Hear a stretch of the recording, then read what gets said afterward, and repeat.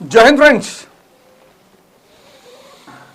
तो हम पढ़ रहे थे conquest of Bengal by East India company और कल हमने पढ़ा कि कैसे रॉबर्ट क्लाइव, 3 पर्सनालिटीज हैं, परसेंटेज नहीं, पर्सनालिटी पर ध्यान दो। और अगर परसेंटेज और पर्सनालिटी दोनों पर ध्यान देते हो फिर तो तुम महान हो। मीर जाफर जो है इडियट है।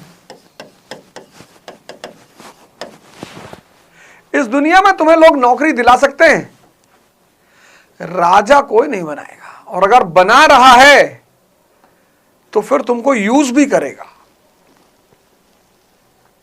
ये मीर कासिम जाहिल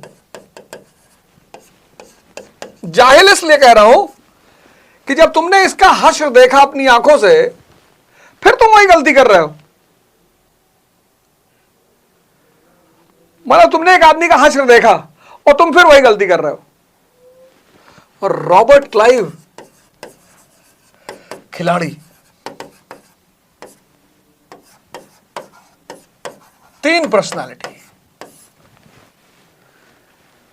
रॉबर्ट क्लाइव खिलाड़ी, स्टेट्समैन वगैरह तो नहीं कह सकते, खिलाड़ी। क्लर्क से नौकरी शुरू करता है, गवर्नर ऑफ फोर्ट विलियम बनता है 1756 में, और 1757 बंगाल कंपनी के कब्जे में, कंपनी किंग मेकर। अब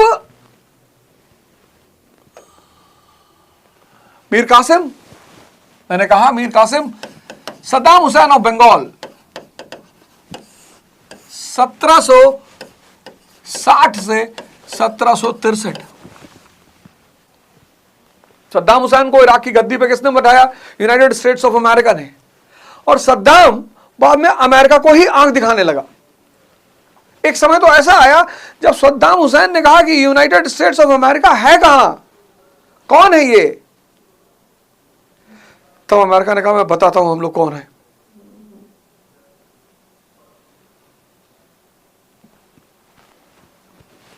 इसको कंपनी ने राजा बनाया। तो तुम पपेट बन के रहो, मोहरा बन के, ये राजा बनने लगा। Instead of being a puppet, नोट करके लिखो, instead of being a puppet, मोहरा होने के विपरीत मीर कासिम राजा बनने लगा। Instead of being a puppet, Mir Qasim started behaving like a king. अब कोई स्टेटमेंट अगर दे रहे हो तो एग्जाम्पल तो देना ही पड़ेगा। Example, instead of being a puppet, Mir Qasim started behaving like a king. और यही इसका गुनाह था। This was his crime. Example, पहला एग्जाम्पल, इकोनॉमिक रिफॉर्म्स। अब एक सूत्र मैं दे रहा हूं, सूत्र को याद रखना, E is equal to E, economy is equal to empire. अगर तुम चाहते हो परिवार मजबूत हो जाए, राष्ट्र मजबूत हो जाए, तो सबसे पहले अर्थव्यवस्था मजबूत कर लो। जिसने अर्थव्यवस्था मजबूत की उसका राष्ट्र मजबूत हो गया। Economy is the mother of empire. बिना इकोनॉमी के एम्पायर हो ही नहीं सकता। 19th century Britain becomes the empire in the background of economy. 20th century America becomes the empire in the background of economy. Today China is trying to become the empire in the background of economy. ये देखो, Britain 19th century is the empire, एक सशक्त अर्थव्यवस्था की गोद में बैठा हुआ है। 20th century United States of America. Today China is trying to be the empire in the background of economy. अगर राष्ट्र को, राजनीति को मजबूत करना है तो इकोनॉमी को मजबूत करना पड़ेगा। तो इसने सबसे पहला काम क्या किया? Economic reforms. इकोनॉमिक रिफॉर्म्स में इसने क्या किया? पहला काम, इकोनॉमिक रिफॉर्म्स में इसने पहला काम क्या किया? जितने भी एरियर्स पेंडिंग थे सबको रिकलेक्ट करना शुरू किया और फाइन्स लगा दिए, देनदारों पे फाइन लगा दिया। Recovery of arrears, recovery of arrears and heavy fine on the concerned people, पहला कदम ये उठाया। अब ये फ्यूडल लॉर्ड्स, जमींदार, ये पैसा भिजवा ही नहीं रहे थे, समझ रहे थे स्टेट तो प्रॉब्लम में है, राज्य तो वैसे ही समस्या में है, किसको पैसा दे, तो ये अलग मजा ले रहे थे। ये टैक्सी नहीं भेज रहे थे, अरे उसने तुरंत गद्दी पे बैठते कहा कि कुछ नहीं, रिकवरी ऑफ एरियर्स, जितना बकाया धन जमींदारों के पास पड़ा वापस लो और जुर्माना लो इनसे। Imposition of additional cess, additional cess, additional, कुछ एडिशनल सेस लगा दिए, टैक्स नहीं, सेस। स्वच्छ भारत अभियान, cess. Sarva Shiksha Abhiyan, cess, additional cess, surcharge.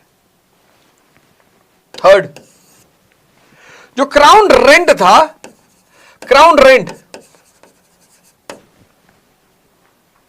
जो राज्य की जमीनों से रेंट जाता था, उस पे 3/32 का इंक्रीज कर दिया। क्राउन रेंट, जो राज्य की जमीनें, जिन जमीनों का पैसा सीधे स्टेट की ट्रेजरी में जाता था, क्राउन रेंट जमीन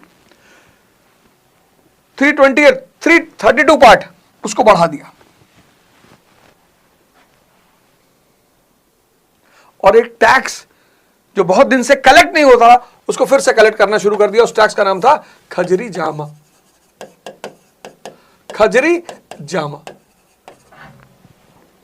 ये टैक्स काफी दिन से कलेक्ट नहीं हो रहा था, उसने उसको फिर से शुरू कर दिया। ये पहला कदम उठाया मीर कासिम ने। इकोनॉमिक रिफॉर्म्स, आर्थिक सुधार, क्यों? जिससे कि राजनीतिक सुधार किया जा सके। जब तक अर्थव्यवस्था मजबूत नहीं होगी तब तक राजनीति और राष्ट्र मजबूत नहीं हो सकता। देखो पाकिस्तान की हालत, देखो नॉर्थ कोरिया की हालत। इन लोगों ने इस फार्मूले पर ध्यान ही नहीं दिया। कौन सा formula? Economy is equal to empire. तो पहला काम मीर कासिम ने किया आर्थिक सुधार, क्योंकि अर्थव्यवस्था अगर मजबूत हो जाएगी तो राज्य अपने आप मजबूत हो जाएगा, राजनीति अपने आप मजबूत हो जाएगी।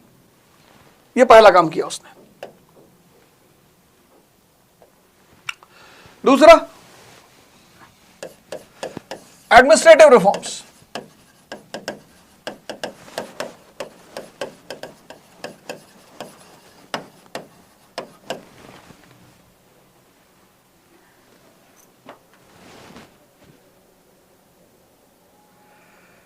इकोनॉमिक रिफॉर्म्स और फिर एडमिनिस्ट्रेटिव रिफॉर्म्स। क्या कुछ क्वेश्चन था क्या? हिस्ट्री का बैच किया था, उसका ड्यूरेशन पूरा होने वाला है, मॉडर्न इंडिया भी कंप्लीट नहीं हुई, तो क्या डेट एक्सटेंड हो सकती है? और 500 रुपये महीने इसकी फीस है। इसमें मॉडर्न इंडिया का कोई खेल नहीं है। इसकी फीस है 500 रुपये महीने,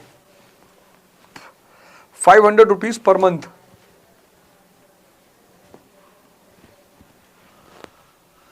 इसमें मॉडर्न इंडिया और मेडिवल इंडिया और एंशिएंट इंडिया, इसका कोई कॉन्सेप्ट नहीं है। महीने भर आप पढ़ोगे, उसमें मॉडर्न इंडिया खत्म हो जाएगी, बहुत अच्छा है। फिर पॉलिटी शुरू हो जाएगी। इसकी फीस ही है 500 रुपये महीने।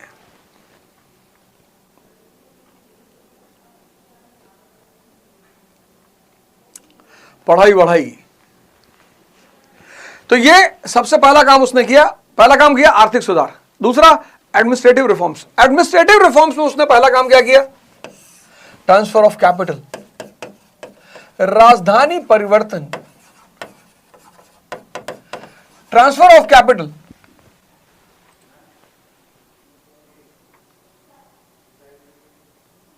राजधानी परिवर्तन, मुर्शिदाबाद से मुंगेर।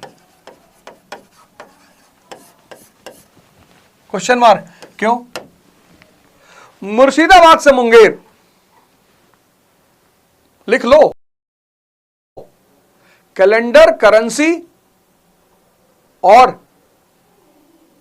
कैपिटल, तीन चीज, कैलेंडर, करेंसी और कैपिटल, सिर्फ राज्य बदल सकता है। और मीर कासिम को यह संदेश देना था अपनी प्रजा को और ईस्ट इंडिया कंपनी को कि मैं पपेट नहीं हूं, मैं सोवरेन हूं, संप्रभु हूं। और यह भी मैसेज देना था कैलेंडर, करेंसी और कैपिटल, ये तीन चीज सिर्फ राज्य बदल सकता है। और मीर कासिम को यह संदेश देना था कि मैं पपेट नहीं हूं, मैं राजा हूं। प्लस कंपनी की साजिशों से दूर होना था, तो उसने राजधानी का परिवर्तन कर दिया। दूसरा काम उसने एडमिनिस्ट्रेटिव रिफॉर्म्स में क्या किया? पनिशमेंट।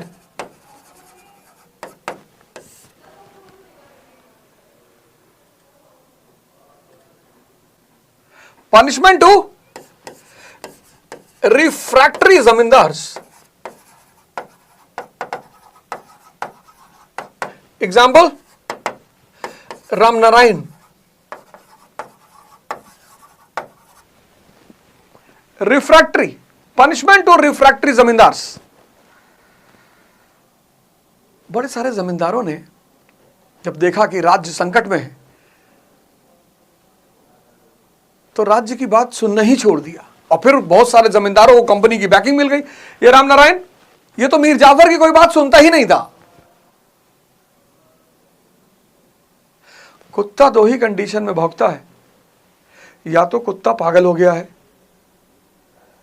और या फिर कुत्ते का मालिक पीछे खड़ा है।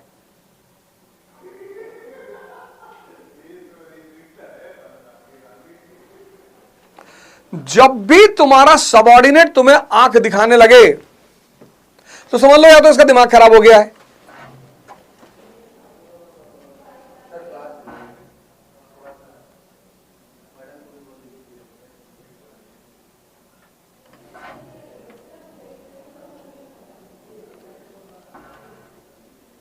और या फिर किसी का हाथ है उसके सर पे। तो जितने भी विद्रोही जमींदार थे, अधिकारी थे, सबको कमांड में लिया अपने, और इसको तो डेथ, रामनारायण। तीसरा, emphasis on law and order. यह राज्य का सबसे बड़ा काम है, emphasis on law and order.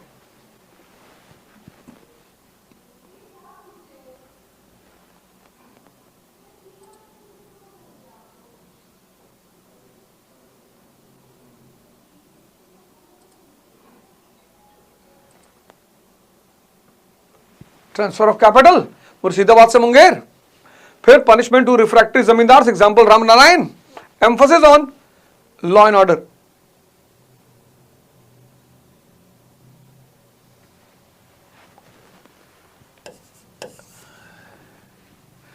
Discipline in administration, discipline in administration. तो दूसरा काम क्या किया? प्रशासनिक सुधार। पहला आर्थिक, पैसा आएगा तभी बाकी सुधार हो पाएंगे, तो पहला आर्थिक सुधार किया और फिर आर्थिक सुधार के बाद प्रशासनिक सुधार, और प्रशासनिक सुधार के साथ साथ मिलिट्री रिफॉर्म्स, सैन्य सुधार। मिलिट्री रिफॉर्म्स में क्या किया? दो बड़े कांड किए इसने। पहला, यूरोपियन स्टाइल आर्मी,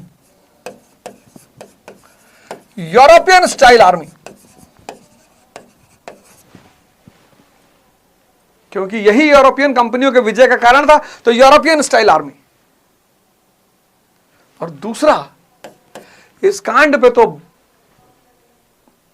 अंग्रेज भड़क गए कि ये क्या कर रहे हो। कैनन फैक्ट्री कहां? मुंगेर में।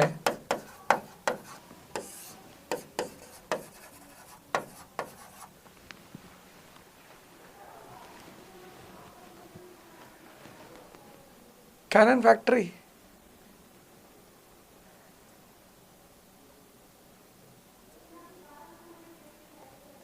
मुंगेर में।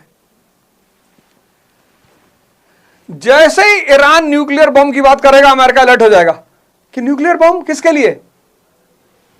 अब ईरान कैसे कहते तुम्हारे लिए?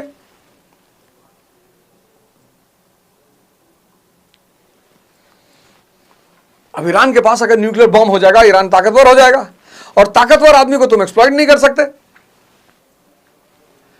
एक्सप्लॉइटेशन सिर्फ वीक आदमी का हो सकता है।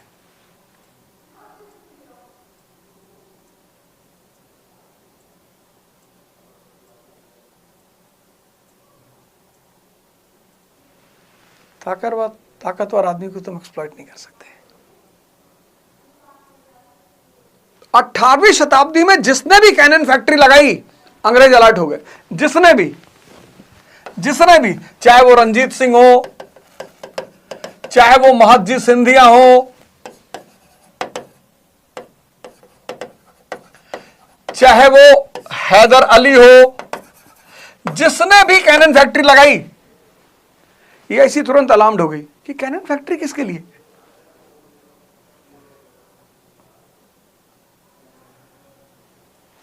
तो 3 काम किए उसने।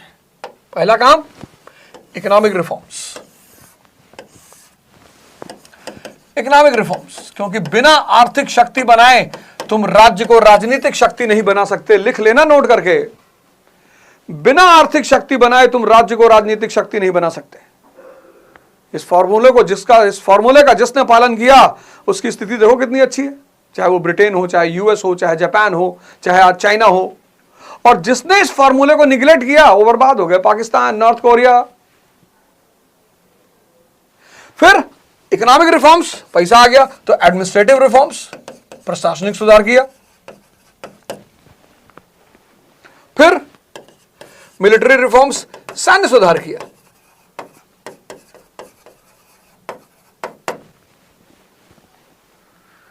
और यहीं से शुरू हुआ रिफ्ट, तनाव between East India company and Mir Qasim. यहीं से तनाव शुरू हुआ ईस्ट इंडिया कंपनी और मीर कासिम के बीच। रिश्ते ना तो एक दिन में बनते हैं और ना एक दिन में टूटते हैं। यह रिश्तों का सिद्धांत है। रिश्ते ना तो एक दिन में बनते हैं और ना एक दिन में टूटते हैं। Care turns into affair. Care से शुरुआत होती है। खाना खाया, एनसीईआरटी मिल गई, नोट्स बना लिया, तुम्हारा बुखार कैसा है? Care. Care turns into affair and affair generally turns into marriage. Depends upon profit and loss. अगर सिलेक्शन हो गया तो शादी हो जाएगी, नहीं हो गया तो फिर अपने अपने कारण है। और फिर तो शादी के 3 चरण और डाइवोर्स के 3 चरण। डाइवोर्स का पहला चरण क्या है? रिफ्ट।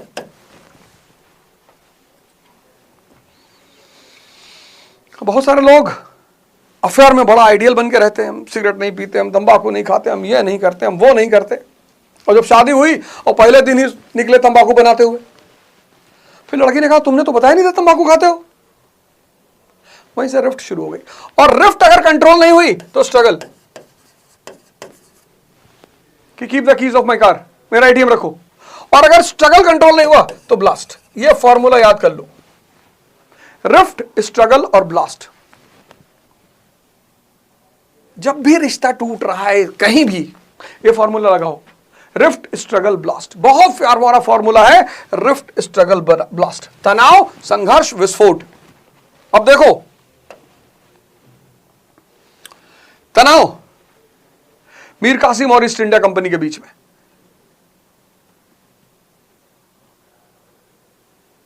क्यों? क्योंकि मीर कासिम क्या था? पपेट। कंपनी ने उसे क्या बनाया था? पपेट। और वो क्या बिहेव कर रहा था? किंग। एग्जाम्पल,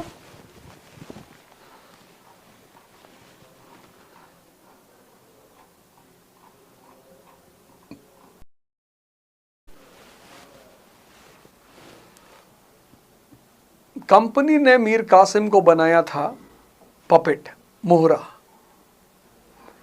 और वो बन रहा था राजा।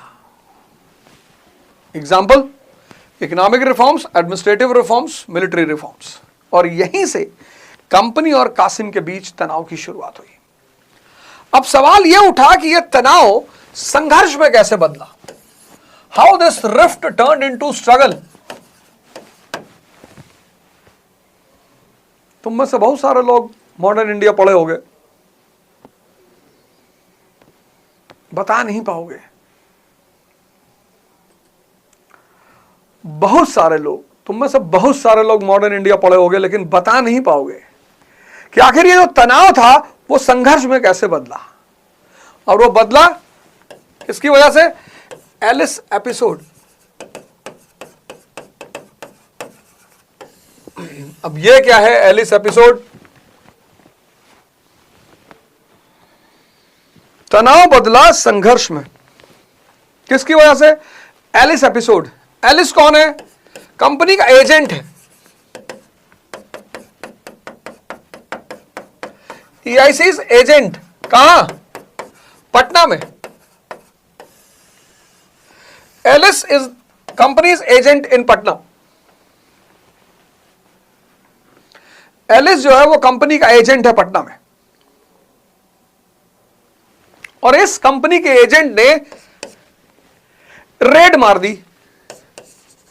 Raided Munger fort.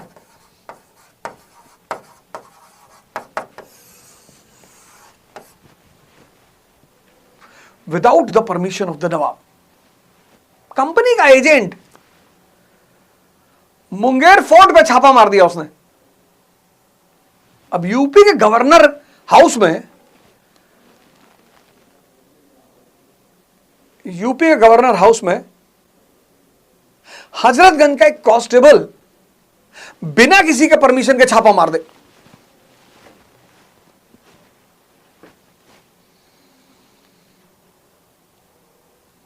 तो फिर गवर्नर की औकात ही क्या रह जाएगी। बंगाल का नवाब कौन? मीर कासिम। और मीर कासिम के किले में छापा कौन मार रहा है? कंपनी का एजेंट एलिस। अब नवाब, नवाब की संप्रभुता, नवाब का सम्मान, नवाब की इज्जत सब खत्म। अब सवाल यहां उठा, उसने रेड क्यों मारा? यहां क्वेश्चन मार्क लगा दो। क्वेश्चन मार्क लगाओ, क्वेश्चन मार्क लगाना सीखो। पूरी मॉडर्न इंडिया पढ़ाएंगे, टेंशन नहीं लेना। अब यूट्यूब पर सिर्फ पढ़ाएंगे ही, और जितने लोग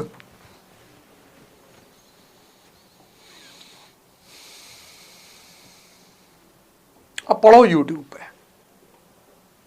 मॉडर्न इंडिया, फिर एंशिएंट, मेडिवल, कल्चर, वर्ल्ड, फिर पॉलिटी। मॉडर्न के बाद लेकिन पॉलिटी शुरू करेंगे। एंशिएंट, मेडिवल, कल्चर बाद में पढ़ाएंगे। मॉडर्न के बाद पॉलिटी।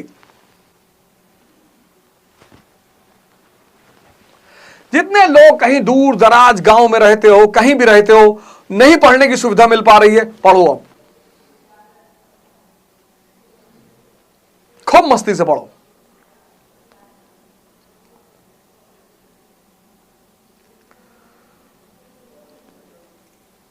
क्या हुआ? है? कुछ नहीं, पाकिस्तान से भी लोग प्यार देते।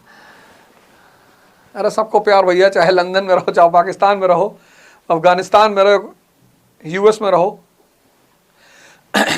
तो सवाल यह उठा कि एलिस ने पटना में रेड, मुंगेर, एलिस जो कंपनी का एजेंट है पटना में, उसने रेड क्यों मारी? इस पर चर्चा कर ले। अब कैनन फैक्ट्री लगाई किसने? मीर कासिम ने। कहां लगाई? मुंगेर में। अब कैनन फैक्ट्री के लिए क्या चाहिए? गन पाउडर चाहिए, सॉल्ट पीटर चाहिए, और सॉल्ट पीटर पर मोनोपोली किसकी है? ईस्ट इंडिया कंपनी की।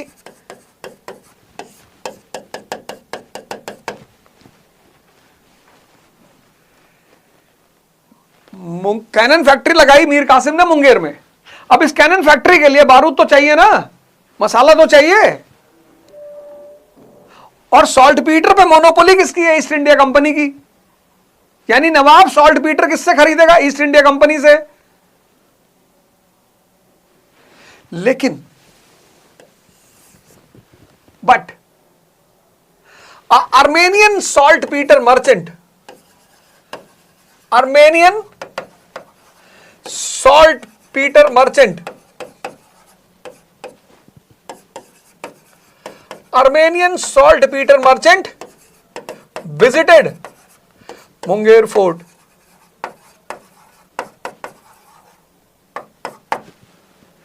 Armenian saltpeter merchant visited Munger Fort.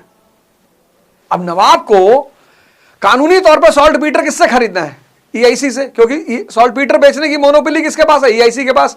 लेकिन आर्मेनिया का एक सॉल्ट पीटर व्यापारी मुंगेर फोर्ट में नवाब से मिलने आया, और जब यह आर्मेनिया का व्यापारी नवाब से मिलने आया तो इससे क्या पैदा हो गया? संशय पैदा हो गया, सस्पिशन कि नवाब, कौन सा सस्पिशन? कि नवाब किसी और पार्टी से सॉल्ट पीटर खरीदने की तैयारी कर रहा है। और इसी सस्पिशन में एलिस ने मुंगेर फोर्ट पे रेड मार दी।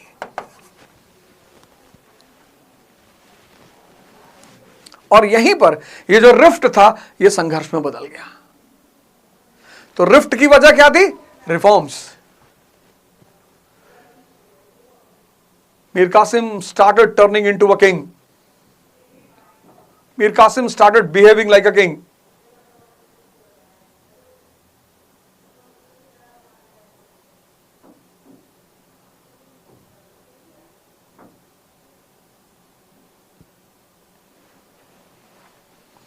रिफ्ट संघर्ष में क्यों बदला?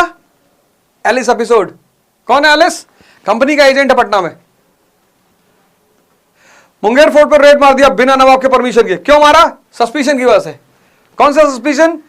Armenian salt Peter merchant Munger fort गया था, इसको संदेह हो गया कि नवाब किसी और पार्टी से सॉल्ट पीटर खरीद रहा है।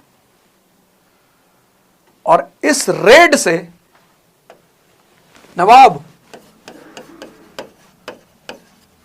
की रिस्पेक्ट और सोवर्निटी दोनों को धक्का लगा।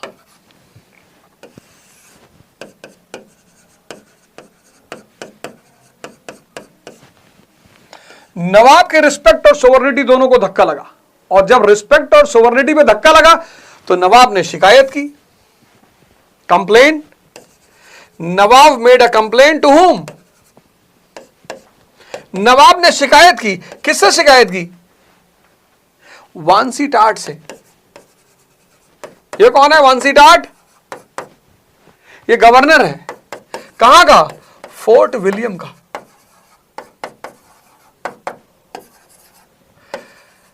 वांसी टाट फोर्ट विलियम का गवर्नर है। एलिस एपिसोड ने नवाब के सम्मान और संप्रभुता को धक्का लगाया। और जब नवाब के सम्मान और संप्रभुता पे धक्का लगा तो नवाब ने शिकायत की। नवाब कंप्लेंड। किसको? वांसी टाट को। कौन है वांसी टाट? गवर्नर है फोर्ट विलियम का। और इसने वांसी टाट से कहा कि भाई कम से कम यार हमारे प्रांत में हमारी तो इज्जत रखो।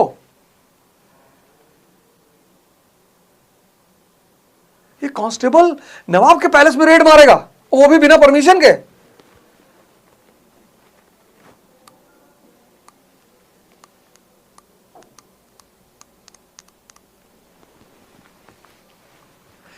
इसका परिणाम रहा मुंगेर कन्वेंशन।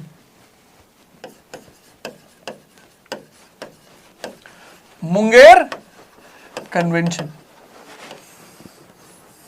मुंगेर सम्मेलन किसके किसके बीच?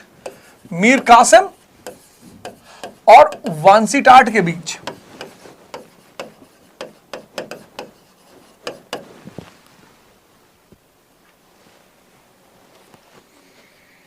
पढ़ो झमाझम। अब सिर्फ पढ़ाएंगे।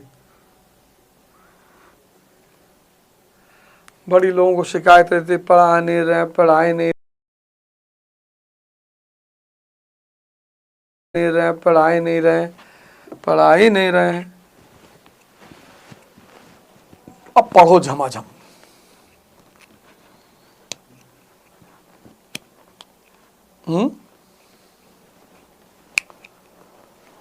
और कहां कहां से मैसेज आ रहा है?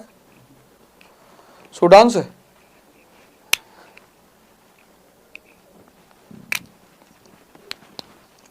उस पर देखो, उस पर ऐप पे देखो, कोई क्वेश्चन है? कौन कौन है ऐप पे? कौन दिखाई पड़ रहा है?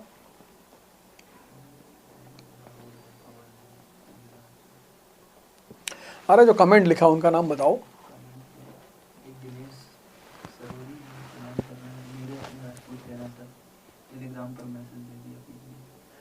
अरे नीरज, आज थोड़ा सा वो मैसेज की बात नहीं थी, अभी मुझे कहीं जाना पड़ जाएगा रात में। कह रहे हैं कि सब लाइफ में कुछ बड़ा करना चाहते हैं, आपका आशीर्वाद चाहिए। अरे एकदम बड़ा करो, पूरा आशीर्वाद है, एकदम बड़ा करो, कोई दिक्कत नहीं है, खूब बड़ा करो। मुंगेर कन्वेंशन, मुंगेर समझौता हुआ मीर कासिम और वांसीटाट के बीच में। अब इस समझौते में 3 डिसीजन लिए गए। पहला decision, in all the dispute between company and nawab, जितने भी डिस्प्यूट होंगे, in all the dispute between company and nawab, company और नवाब के बीच जितने भी डिस्प्यूट होंगे,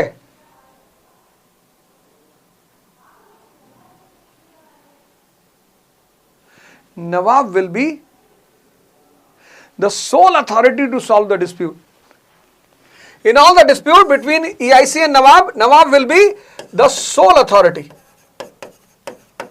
to solve the dispute. Company और नवाब के बीच जितने विवाद होंगे उसमें सारे विवादों में सिर्फ नवाब के पास शक्ति होगी उन विवादों को सुलझाने की. सोवरेनिटी, ये पहला समझौता, ये पहला डिसीजन आया, सोल अथॉरिटी नवाब. दूसरा, कंपनी जितना भी ट्रेड करेगी उसका 9% टैक्स देगी. EIC बंगाल में जितना भी ट्रेड करेगी उसका 9% टैक्स देगी. तीसरा डिसीजन, दस्तक, कल मैंने बताया, दस्तक जारी करने का अधिकार सिर्फ और सिर्फ नवाब को होगा.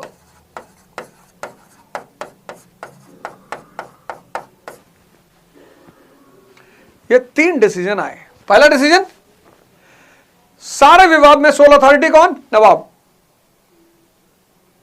कंपनी बंगाल में जितना ट्रेड करेगी उसका 9% टैक्स देगी और दस्तक जारी करने का अधिकार सिर्फ नवाब को होगा. यह समझौता हुआ मुंगेर में, और जब यह समझौता कलकत्ता काउंसिल के सामने रखा गया, बस यहीं पे संघर्ष विस्फोट में बदल गया. जब यह समझौता कलकत्ता काउंसिल के सामने रखा गया तो संघर्ष किसमें बदल गया? विस्फोट में,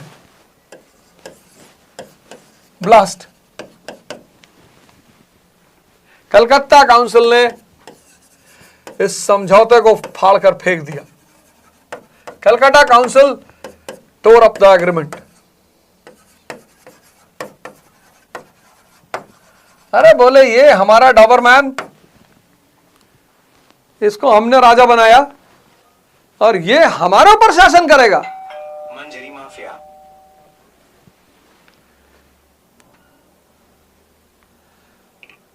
बोले ये हमारा डॉबरमैन, ये हमारे ऊपर, ये हमें आदेश देगा.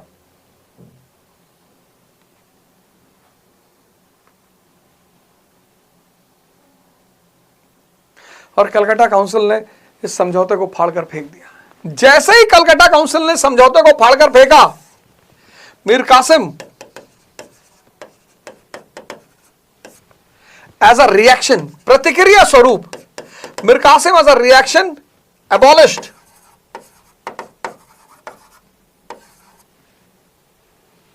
Inland duties.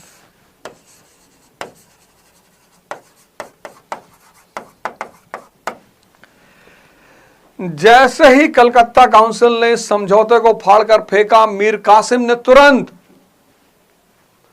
आंतरिक कर खत्म कर दिए। बोले तुम लोग तो कर देते नहीं, तो हमारे ही लोग क्यों दें? Abolished inland duties. और जब उसने आंतरिक कर खत्म किए तो ईआईसी ने मीर कासिम से कहा कि देखो बेटा, मोहरा हो तुम, पपेट, कठपुतली, हम नचाएंगे तुमको बेटा, हमसे पूछ के शर्ट पहनोगे, हमसे पूछ के, तुम कुछ नहीं करोगे।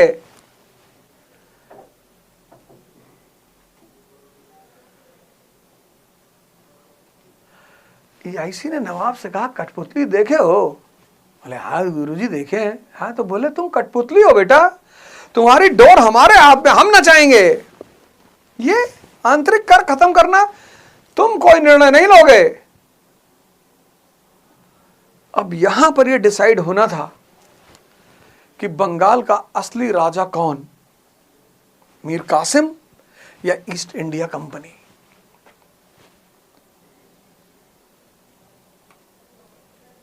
मीर कासिम ने लड़ने की कोशिश की पर कंपनी की जड़ें मजबूत हो चुकी थी, तो मीर कासिम को भागना पड़ा। और भागकर मीर कासिम ने शरण ली कहां? अवध के नवाब शुजाउद्दौला के पास।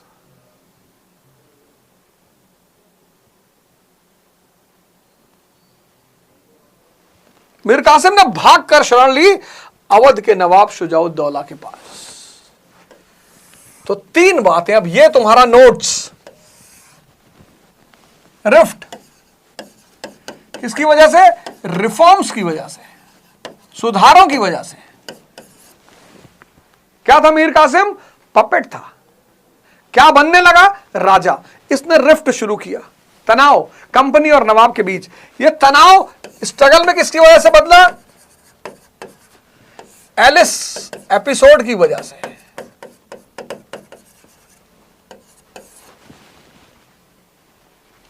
और संघर्ष ब्लास्ट में क्यों बदला? Inland duty, abolition of inland duty.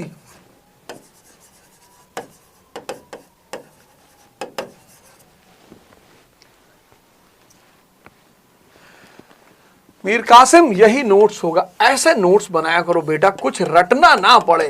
ये देखो, ये मीर कासिम और ईस्ट इंडिया कंपनी, ये एक पेपर पे बना लो, पूरी जिंदगी कभी नहीं भूलोगे। Rift, struggle, blast. तनाव, संघर्ष, विस्फोट। किसके किसके बीच? मीर कासिम और ईस्ट इंडिया कंपनी के बीच। ये डायग्राम है। इस डायग्राम को अगर याद रखोगे, इसको कहते हैं नोट्स।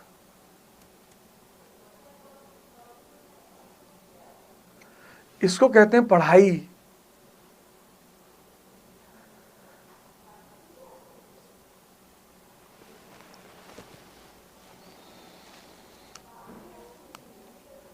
बेवकूफ मीर जाफर, जाहिल मीर कासिम और खिलाड़ी Robert Clive.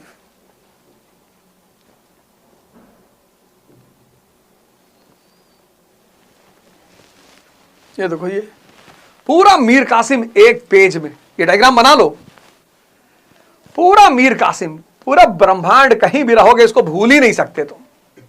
Rift, struggle, blast.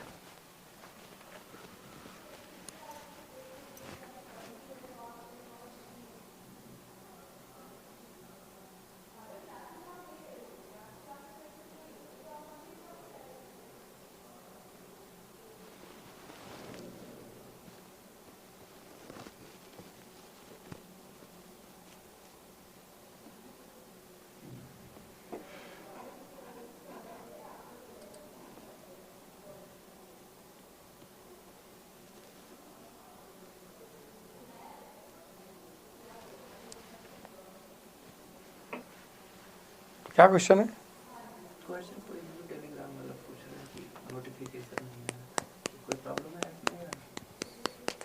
नहीं? नहीं, कोई प्रॉब्लम नहीं है। वो शेड्यूल थी क्लास 8 बजे से ही। पर चूंकि मुझे कहीं जाना था तो मैंने कहा लगा ले लेते हैं यार।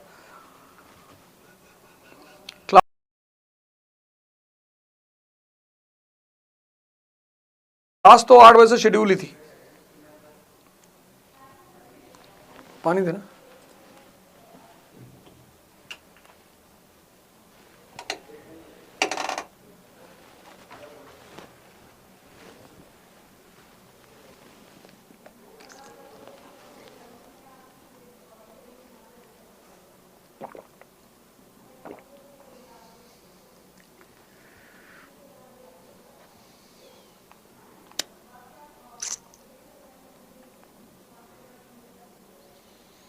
क्या हुआ?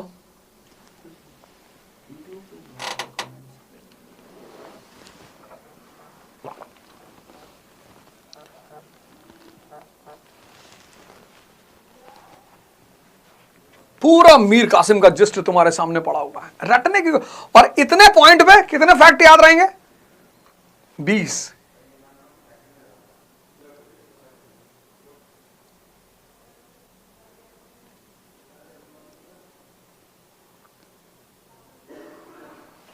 (1763) मीर कासिम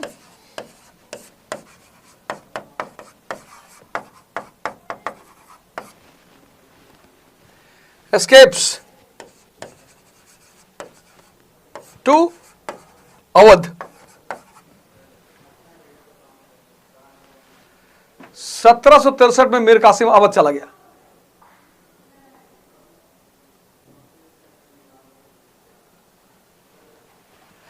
और यहीं पर एक त्रिपक्षीय संगठन बना, ट्रिपटाइट अलायंस।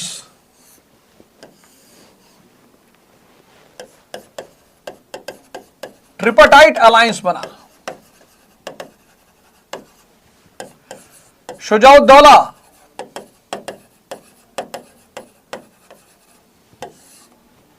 शाह आलम, मीर कासिम, ये 3 लोग एक तरफ। शुजाउद्दौला इडियट, अभी बताऊंगा क्यों। शाह आलम ब्लाइंड, इसके वजीर ने इसको ब्लाइंड कर दिया था। और मीर कासिम लेम।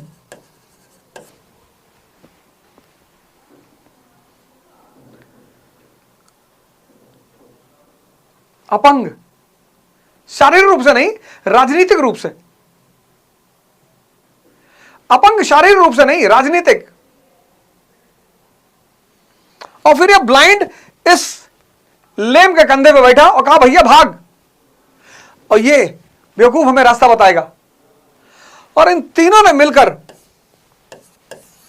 दुनिया की एक ताकतवर उभरती सत्ता ईस्ट इंडिया कंपनी, इससे युद्ध किया। कौन सा? बक्सर का। बक्सर का युद्ध 1764। परिणाम स्पष्ट था। परिणाम एकदम स्पष्ट था, एकदम।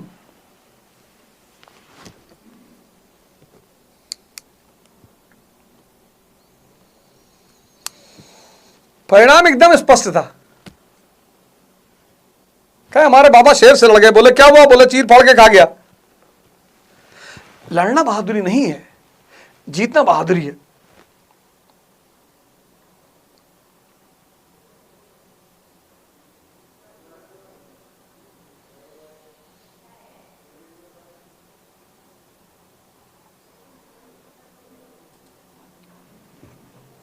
लड़ना बहादुरी नहीं है, लड़ना जीतना।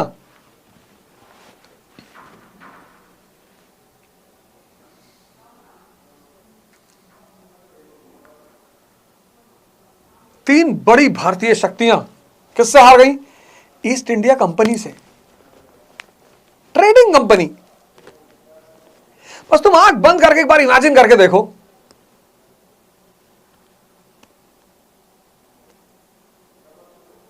बंगाल नवाब, अवध का नवाब, मुगल बादशाह एक तरफ, और कंपनी।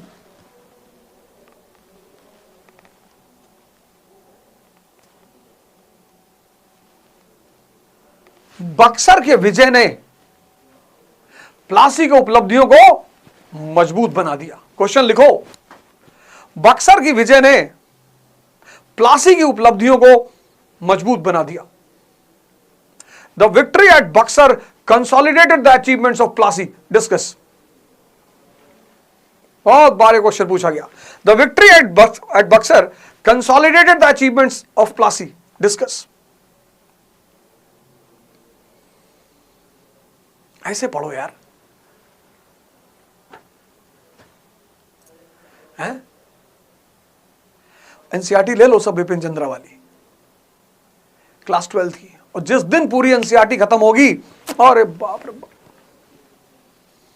उस दिन तुम देखना बवाल। तुम्हें किसी की जरूरत नहीं पड़ेगी। जिस दिन तुम्हारी एनसीईआरटी खत्म होगी उस दिन देखना।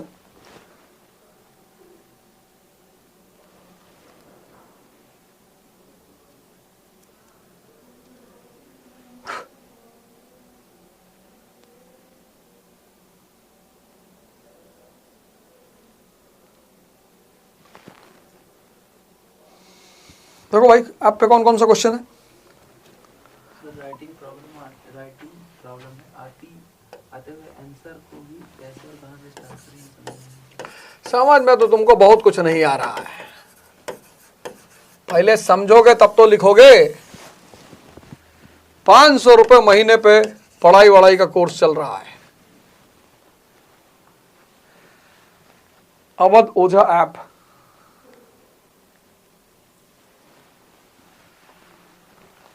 है, इसी पे एक कोर्स चल रहा है। लेकिन मैंने सोचा मॉडर्न इंडिया तुम लोग को यूट्यूब पे ही पढ़ाएंगे।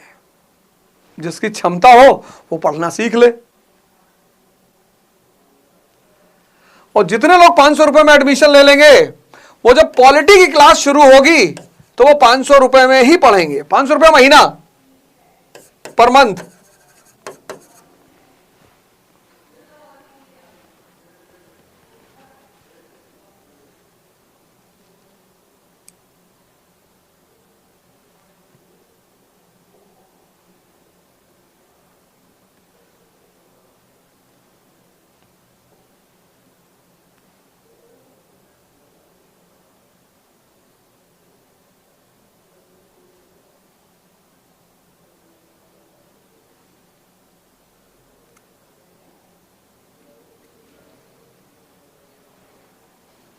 ये पढ़ाई वढ़ाई का जो प्रोग्राम है, पढ़ाई वढ़ाई, ये 500 रुपए महीने में है।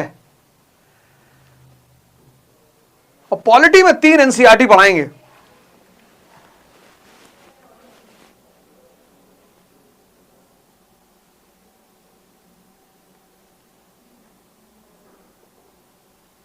ऑर्गन्स ऑफ द गवर्नमेंट लिख लो।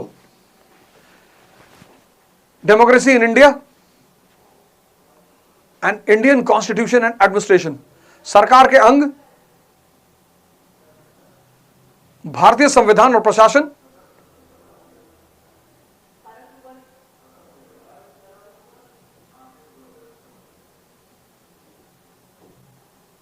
और भारत में प्रजातंत्र।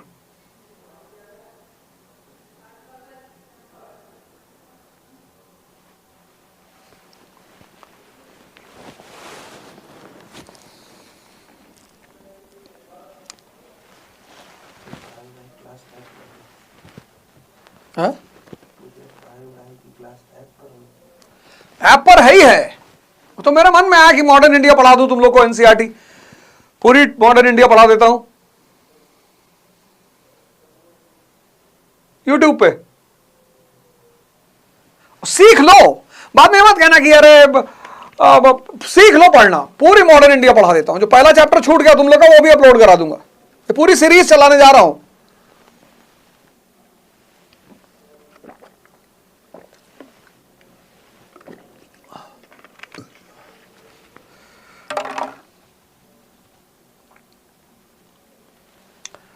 पूरी सीरीज।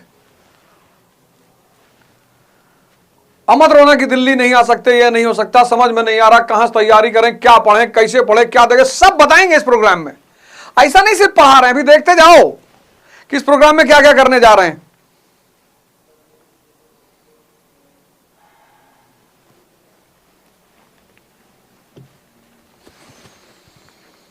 अब बंगाल कंपनी के चरणों में, मुगल बादशाह गुलाम, अवध असहाय।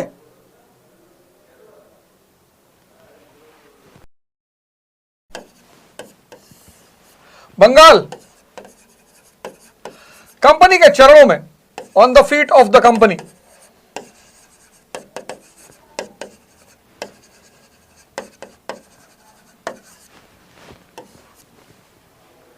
अवध असहाय, हेल्पलेस।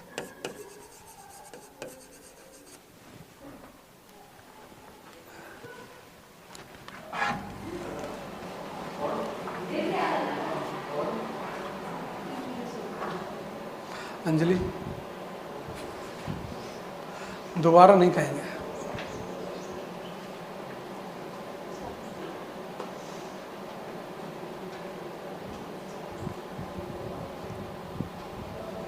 इतना तो कॉमन सेंस होना ही चाहिए ना।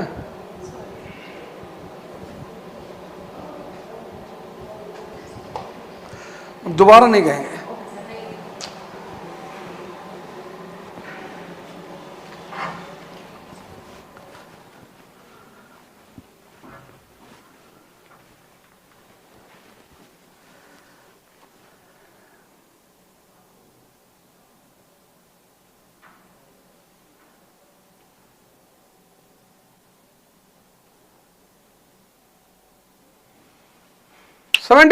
Battle of Buxar. बक्सर के युद्ध के पश्चात बंगाल कंपनी के चरणों में, on the feet of the company. Awadh helpless, और मुगल एम्परर शाह आलम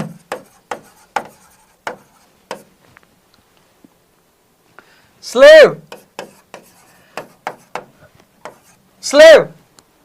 तुम सारे लोग इमेजिन करो, बस आंख बंद कर लो और इमेजिन करो, ऐसे आंख बंद कर लो और देखो ये ऐसी जो है कंपनी जो है कुर्सी पे बैठी हुई और उसके सामने 3 लोग बैठे हुए हैं, ऐसे हाथ हाथ जोड़े, बाबूजी।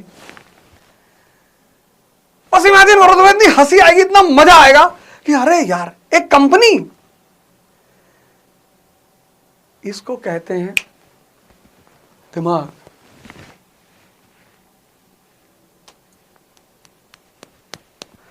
इसको कहते हैं दिमाग।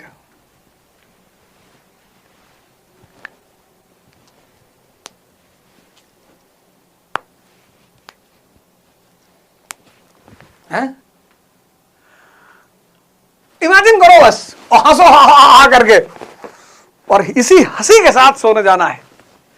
मस्ती, ज्ञान, समझ और मां बाप का चरण स्पर्श कर लिया करो। वो एक जादू है। 6 महीने बाद मैं तुम लोगों से पूछूंगा, वो एक जादू है। मां बाप दूसरे शहर में रहते, फोन करके कहो पाए लागी, गोड़ लागी। डेली रूटीन बना लो। तुमको पता नहीं है यार, तुमको एहसास नहीं, आशीर्वाद कितनी बड़ी ताकत है, कितनी बड़ी वाइब्रेशन। वाइब्रेशन का खेल तुमको नहीं पता, ध्यान नहीं करते हो ना, इसलिए बस तुम आंख बंद करो और बैठो और इमेजिन करो कि कंपनी कुर्सी बैठी और मुगल बादशाह हाथ जोड़े।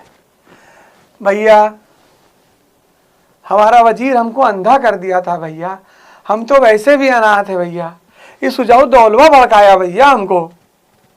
सुजाऊ दौला भी हाथ जोड़ के बैठा कि नहीं साहब, हम कुछ नहीं कहते, मीर कासिम आया चढ़ा दिया साहब। कहाँ है मीर कासिम? बोले साहब पता नहीं कहाँ भाग गया साहब मीर कासिम। और मजेदार बात सुनो, बक्सर के युद्ध के बाद इन लोगों ने क्या किया, मीर जाफर को बुलाया कि चलो बंगाली गद्दी बैठो। उसने कहा मैं नहीं बैठूंगा। बोले नहीं, मैं जूता निकाल के इतना मारेंगे, गद्दी में नहीं बैठो। तब सोचो, वो मीर जाफर जिसने कभी नवाब बनने के लिए साजिश की, वो दोबारा गद्दी पर बैठना ही नहीं चाहता था।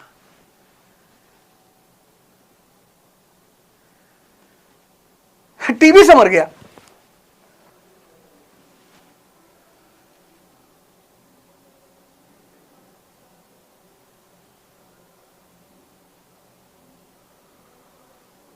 माँ बाप का पैर छू लिया करो। वाइब्रेशन। सुबह योग और ध्यान चल ही रहा है? बदलो यार अपनी जिंदगी। देखो पूरा बंगाल तैयार हो गया। अब सवाल यह उठा, इस कंडीशन में सवाल यह उठा, अब क्या किया जाए, अब क्या करें? कंपनी ट्रेडिंग कंपनी, उसको क्या पता यार कि वो ट्रेड करने के लिए आई है, ये सारा कैलकुलेशन उसका तो था नहीं। तो कंपनी ने कहा कि यार अब क्या किया जाए यार। तो बोले यार ये खेल किसने शुरू किया? अरे बोले वो रॉबर्ट हुआ, अरे क्लाइव हुआ, प्लासी वाला। बोले अच्छा वो शुरू किया था? अरे बोले वो बहुत पहले शुरू किया था, चंदा साहेब को वही तो दगवाया था। अच्छा बोले ओहो,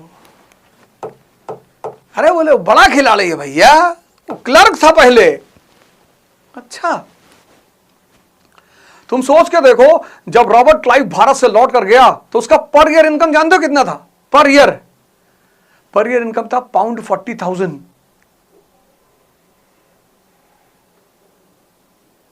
40,000 पाउंड पर ईयर। सोचो कितनी वेल्थ, और ये डिक्लेयर्ड। तो भैया यार अब क्या किया जाए यार? हम लोग तो यार बिजनेसमैन आदमी, हमें क्या पता यार क्या करना है। तो बोला अब क्या किया जाए? बोला ऐसा करो, क्लाइव को बोलो, रॉबर्ट को। हाँ बोले बुलाओ रॉबर्ट को। और ये जो मैं आपको पढ़ा रहा हूं ये कहीं अपलोडेड नहीं है, एकदम फ्रेश। और जितने सीरियस लोग हैं पढ़ें, समझें, सीखें, होमवर्क करें।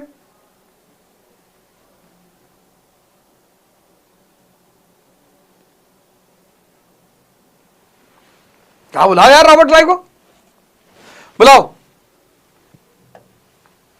और रॉबर्ट क्लाइव को फिर बुलाया गया, अब की बार गवर्नर कहां का? बंगाल का। रॉबर्ट क्लाइव ने कहानी कहां से शुरू की? क्लर्क से।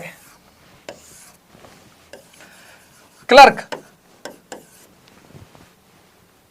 फिर क्या बना? Governor of fort William.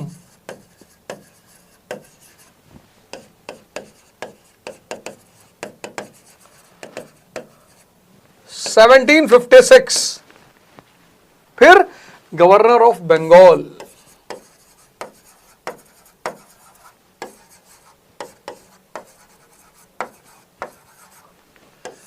(1765)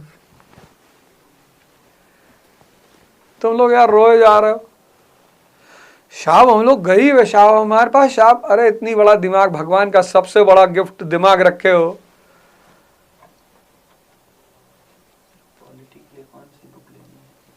polity के लिए 3 किताबें लेनी है, मैं पढ़ाऊंगा जिस दिन इंट्रोडक्टरी क्लास लूंगा तो बताऊंगा कौन कौन सी 3 किताबें एनसीईआरटी की लेनी है। और शानदार किताब।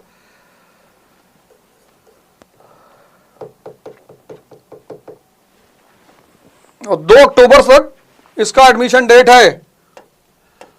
ये अवध हो जाए आप, 500 रुपए पर मंथ। जो अभी एडमिशन ले लेंगे वो उनका 500 रुपए में ही कंटिन्यू रहेगा, नहीं तो 2100 रुपए।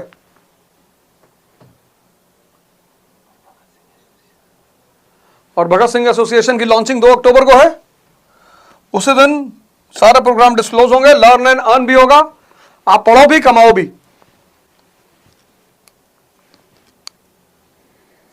शेयर और मार्केट का काम नहीं है। ये देखो रॉबर्ट क्लाइव गरीब है भैया, बहुत गरीब है। गरीब वो है जिसका दिमाग खराब है, पागल है। हाँ संघर्ष होती है, चुनौतियां होती हैं जिंदगी में, मानता हूं, इसमें कोई दो राय नहीं है कि नहीं होती है, एकदम होती है,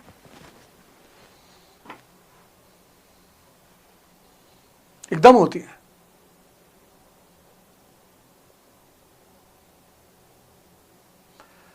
पैसे के बल पर कोई साम्राज्य बनाता तो ईस्ट इंडिया कंपनी भारत में साम्राज्य कभी नहीं बना पाती। यहीं से पैसा लिया, भारत के लोगों से, इन्हीं पे कब्जा किया।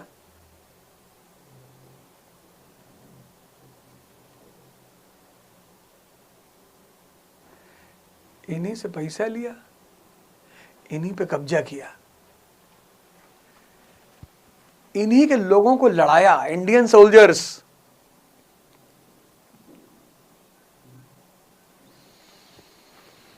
और 1765 में रॉबर्ट क्लाइव वापस आया Bengal as a governor of Bengal. अगली हेडिंग रॉबर्ट क्लाइव।